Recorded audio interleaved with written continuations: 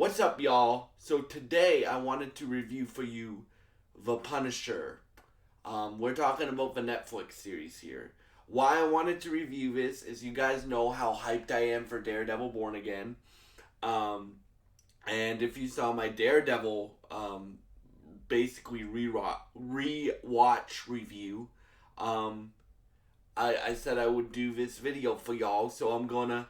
And I love the Marvel Netflix, I guess now Marvel Disney Plus show era that this show comes from. So I'm gonna review it for you now.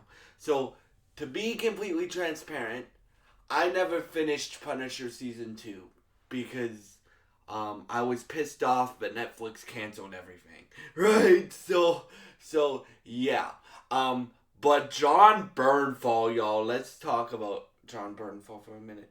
One of my favorite actors, um he's incredible. He embodies this character. Now, I've seen, shout out to my parents for letting me do this, by the way.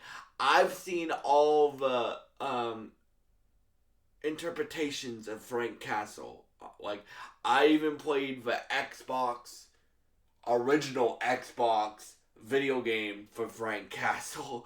To say I'm a big Punisher fan would be an understatement. I love the Punisher. Like, I love the stories he's involved with and stuff like that. And I cannot wait to see him and Matt Murdock interact in Daredevil Born Again. So let me talk about this series. So Jon Bernthal was born to play the Punisher. Like I put him up there with um I also put Charlie Cox up there. But certain actors, y'all, that were born to play uh whichever character.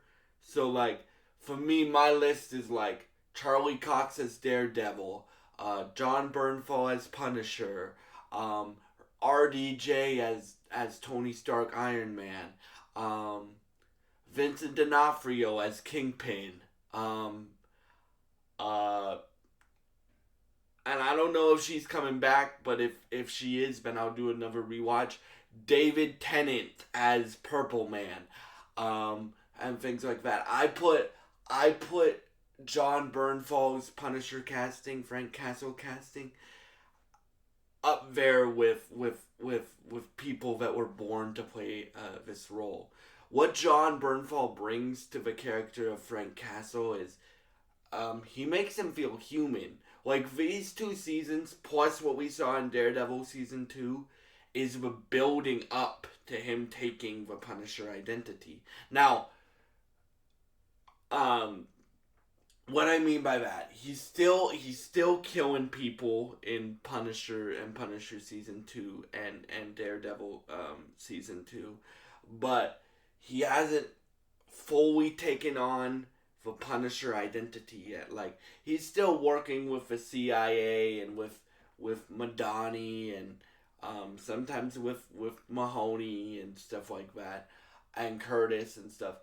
But like in these 2 seasons, like I guess 2 seasons and a half, because we saw a lot of him in Daredevil season 2. That was like that, and the Daredevil action scenes were probably my 2 favorite parts of season 2. The Punisher stuff, like interacting with Matt, and the Daredevil action scenes and stuff like that. So yeah, like this is really interesting to me. Like for me, this is gonna be a long video.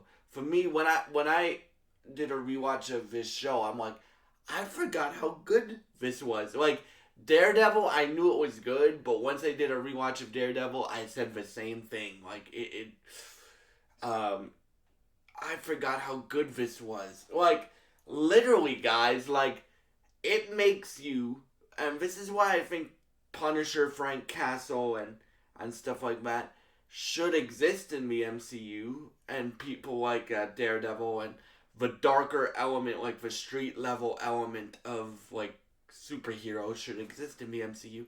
They can tell stories that are very grounded, but still have a superhero in them or an anti-hero as Frank Castle is, right? Because in this show, like, he goes up against the Russian mob. He goes up against Jigsaw and corrupt officials and stuff like that. But he's also the guy there that when he feels that you've done something wrong, oh, woe will be told, woe behind you, that he doesn't find you. Because once he finds you, but it also shows his humanity too. Because in season 2, like, season 2 is my favorite out of the 2 seasons. I really like both of them, but season 2 is my favorite because Frank meets Amy. Amy escaped this crazy cult. So Frank is one of the villains in season 2 is because there's three villains in season 2. One of the villains in season 2 is this cult that reminds me of the cult from Far Cry 5, if you guys played that game. The villain kind of reminds me of Joseph Seed.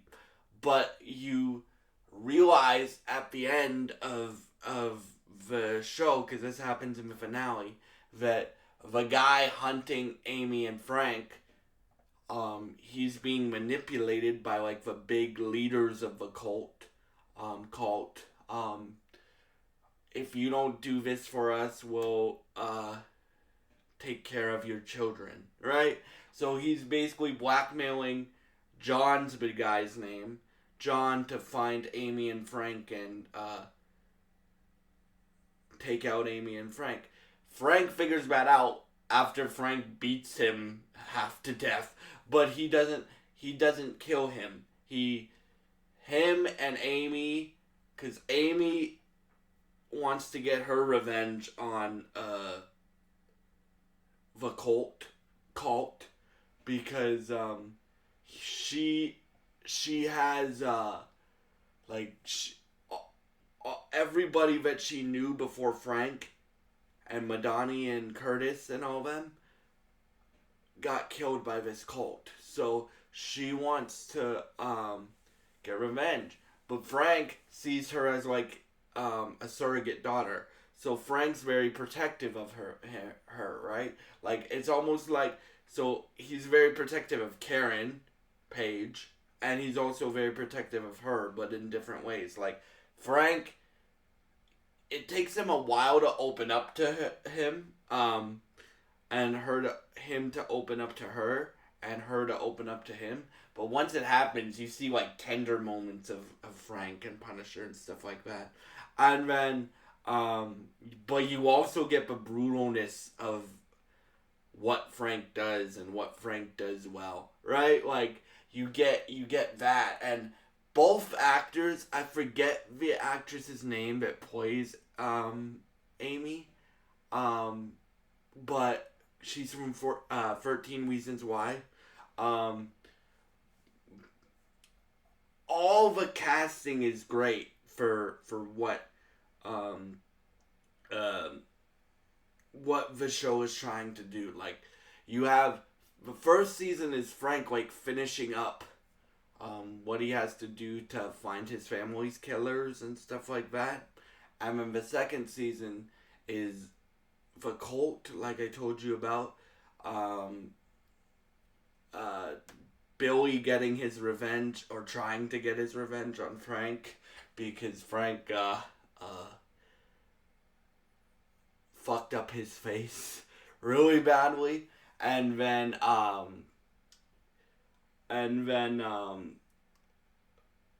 Billy meets this crazy doctor lady that they make her very sympathetic because she had a really crappy childhood.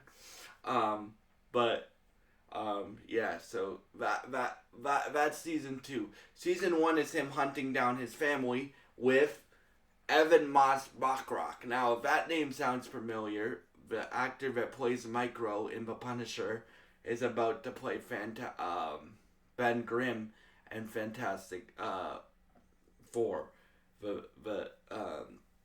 Thing in Fantastic Four, and bro, this is before he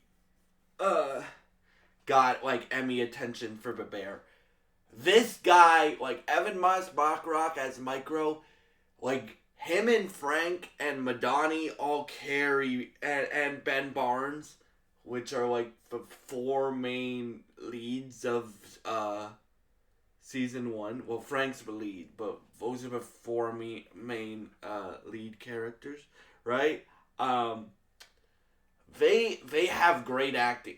In fact, the whole cast, like even characters that you bring in for like one or two scenes and stuff like that. Karen Page is in it a lot.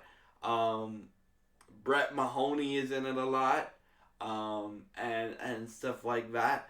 But you get to see like the build up of the Punisher, and like him finally taking that identity on full steam ahead at the end of season 2. And as I said with the Daredevil stuff, all of the Netflix stuff is canon now, right? So like why I decided to watch Daredevil and Punisher, one, because I remember really liking those shows, and they're two of my favorite comic book shows of all time. And two, so I'm all caught up when it Born Again comes out, and if they reference anything that happened in the Netflix series. But guys, don't worry. Like, I've been watching interviews all day for Daredevil Born Again, and they said like this is a good jumping on point for people, right? If you watch the Netflix series like Daredevil, Punisher, and those are the only two characters that they've announced are coming back, and a bunch of people from Daredevil's cast, like Deborah Ann Wall is coming back, and Foggy is coming back, and stuff like that. So yeah, like guys, I can't wait to see another interaction between Matt and Frank. Like, I think now, like, if it's gonna be a time jump, obviously it's been 6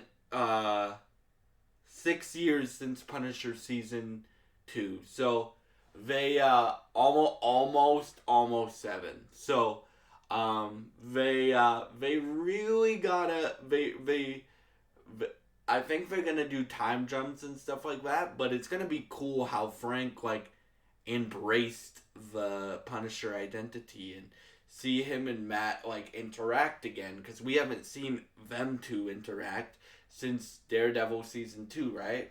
And yeah, we'll see how Frank factors into Daredevil Born Again story.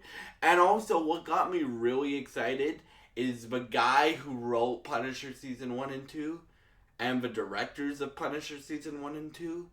They're the guys directing, and they wrote Daredevil Born Again season 1.